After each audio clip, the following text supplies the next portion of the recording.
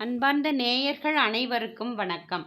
எத்தனை உத்திர நட்சத்திரங்கள் வந்தாலும் பங்குனி மாதத்தில் வருகின்ற உத்திர நட்சத்திரம் சிறப்பானதாக பங்குனி உத்திர திருநாளாக நாம் கொண்டாடுகிறோம். தெய்வ திருமணங்கள் நடைபெற்ற பங்குனி உத்திர திருநாளே முருகப்பெருமான் தெய்வ யானையை திருமணம் செய்து கொண்ட நாளாக கருதப்படுகின்றது. இந்த ஆண்டு பங்குனி உத்திரமானது 24ஆம் தேதி ஞாயிற்றுக்கிழமை வருகின்றது. மறுநாள் திங்கட்கிழமை 10:59 மணி வரை உத்திர நட்சத்திரம் உள்ளது.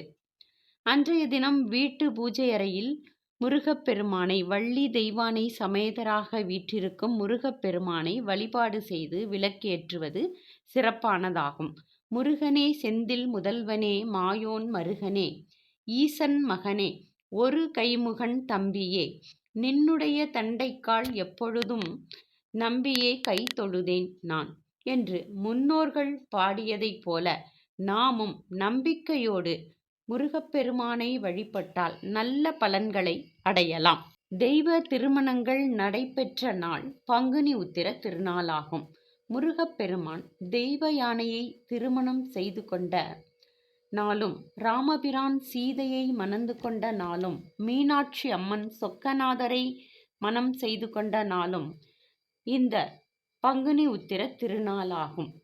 இது போன்ற தெய்வ திருமணங்கள் இந்த நாளில்தான் நடைபெற்றது என்று புராணங்கள் சொல்கின்றன. தெய்வ திருமணங்கள் நடந்த பங்குனி உத்திர திருநாளில் நாமும் விரதமிருந்து முருகப்பெருமானை வழிபட்டால் நமது வாழ்விலும் மறுமலர்ச்சி ஏற்படும். வரன்களுக்காக காத்திருக்கும் ஆண்களுக்கும் பெண்களுக்கும் நல்ல வரன்கள் அமையக்கூடும்.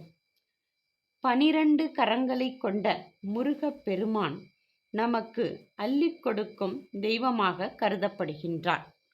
ஒரு சிலர் தங்களுக்கு வாழ்க்கை துணையை தேர்வு செய்ய இயலாமல் தவிப்பார்கள்.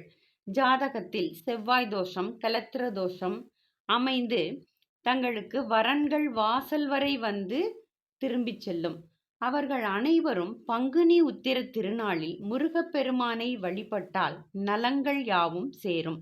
அன்றைய தினம் முழுவதும் விரதம் இருந்து முருகரை வழிபட்டால் நன்மைகள் வந்து சேரும்.